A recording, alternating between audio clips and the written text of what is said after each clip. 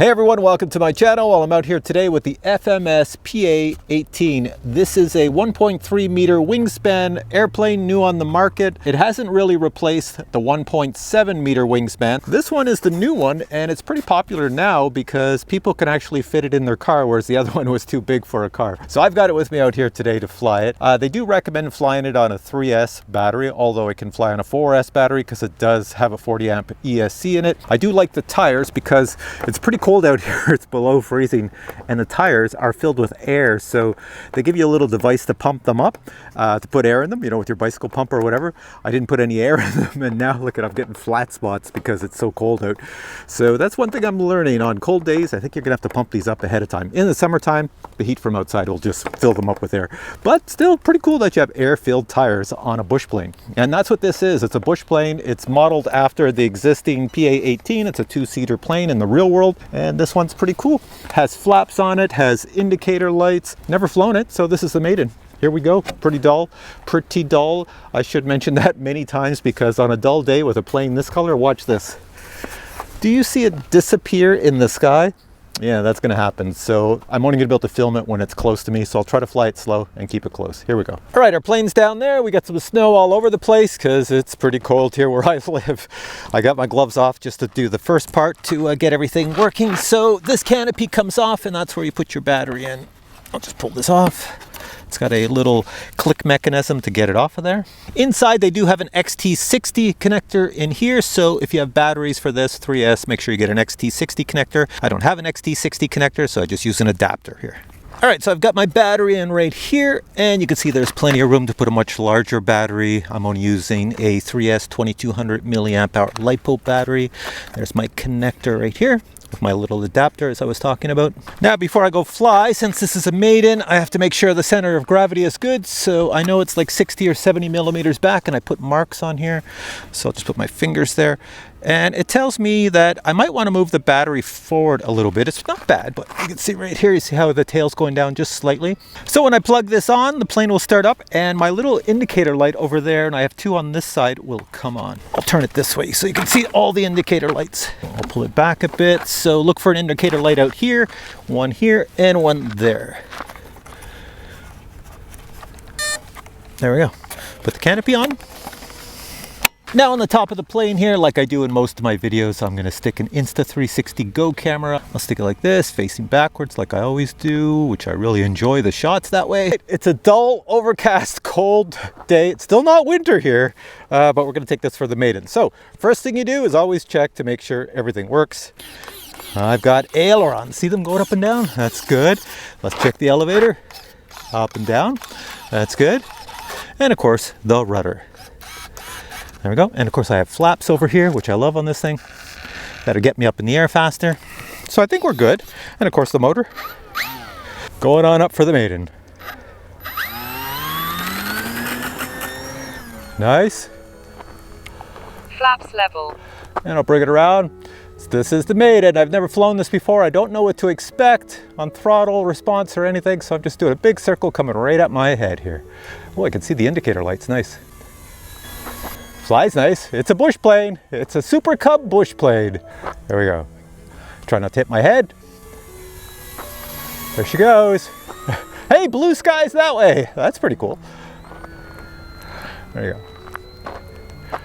So now you're wondering, what's it got for speed? Okay, next pass, I'll go full blast. Okay, I'm gonna bring it full speed down here, a little bit of a dive, and I'm going into full speed now. Boogies. You can get this thing going, but I really like the fact you can go slow. I don't have any flaps on or anything. I've taken the flaps off. Let's bring it around this way. Here, I'm gonna bring it down and bring it really slow above the landing area here. If I hit, I'll do a touch and go, but I'm trying to get it going slow. Look at that, look at that. I can see beginners loving this thing. Head full blast up and then get it to come around. Love the indicator lights on a dull day like today. You can see them quite well.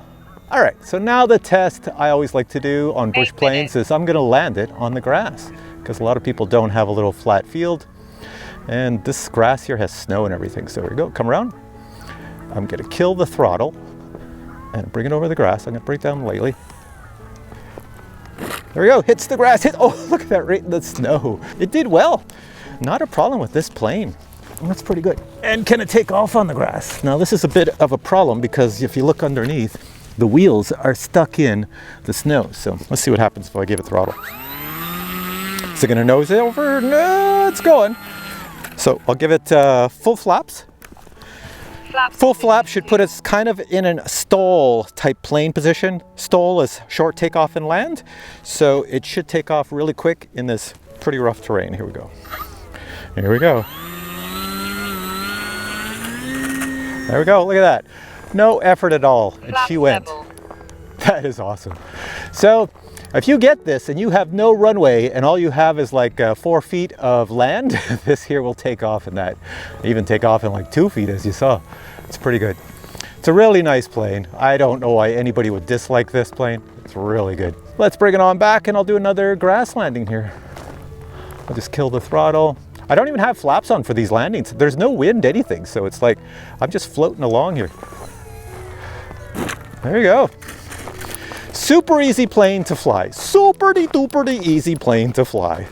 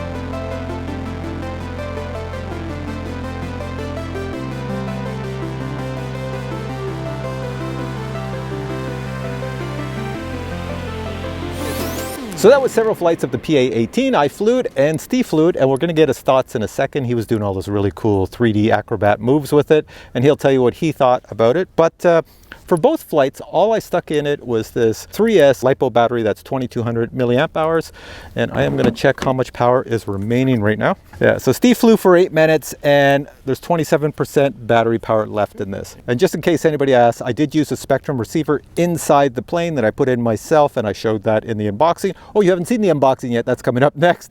And also, this is the radio I was using. I always use this for all my planes. That's a IX-12. They don't make it anymore, but if you're going to buy this plane, get yourself an NX8 or an NX6 from Spectrum. They're really good. Anyways, I guess I should show you the unboxing and the assembly and how everything goes together. Check this out. This is the box your PA-18 comes in. You will note it is a rather small box, but everything is well packaged. Check this out. Here's the instruction manual and assembly. Here we have the wing, another wing, wing spars, as well as the rear section of the fuselage and the forward section of the fuselage. Next you have the wing supports, the propeller, the hardware, a USB cable, propeller nose cone assembly, the tail wing, metal landing gear with air-filled tires. Now to assemble the plane, simply follow the instructions included in the manual. It's very easy. Watch me here. Just connect the rear section to the forward section, then screw it in place. Next, install the metal landing gear and screw that in place. It should look like this. To install the wings, put the wing spar through the fuselage, then connect the wing to the wing spar and make sure the wires go inside, then screw the wing in place and do exactly the same thing for the other wing. Then install the wing supports and lock them in place with the included cotter pins. To install the tail wing, put the tail wing spar through the rear fuselage, then slide each wing over the tail spar and they will lock in place securely. You will need to install the control arm for the rear elevator, which connects to the servo. It's rather simple, just read the instructions. Mounting the propeller is as simple as ensuring the writing on the propeller is facing forward, then attach the other items and screw the spinner in place and it will lock. You will need to install a receiver that is compatible with whichever radio you own. I own a Spectrum radio, so that's a Spectrum receiver you're looking at there. Once you've completed assembly of the plane and installation of your receiver connected and bound to your radio, then it's a wise thing to check everything and make sure it works appropriately before you go to the field. All right, you're back to Steve and Jedi Steve back here, and we'll give you our final thoughts. Well, you already have my final thoughts. I love it for a Super Cub. Very easy to fly, good for beginners. I still consider myself a beginner, so very easy for me to fly. I had utterly no effort in flying this plane. It flies itself pretty much, so it's pretty good. I've been flying for months and Steve's been flying for years, so he is very experienced and he was doing all sorts of acrobatics and flips with the plane in the air, and you're probably watching some video of that right now. And Steve, from a guy who flies planes all the time, what do you think about it? Well, best way to describe it is as simple as saying it's a cub. So it flies like a cub, very forgiving, good learner, a good model to learn on. If you want to flip it around, whatever, it will do it, but it's mainly geared towards relaxed flying, basic maneuvers, easy to take off, easy to land. So very, very nice, but very cub-like. That's the best way to describe it. Great. Thanks, Steve. So basically, if I interpret everything Steve says, it's like driving your car on a Sunday with the blinker on for about 27 miles, relaxing, just listening to Bob Dylan. Blinker off if you want. Yeah, there are blinkers on here. Yes, there's a blinker up here and there. Yes. All right, guys. Hope you enjoyed this video. I'm going to put links to this plane below. It's new from FMS. That's why I have the FMS hat on. And FMS did send it to me to review. And I'm giving my honest opinion. It's pretty good. We're giving our honest opinions because we're not paid by anybody.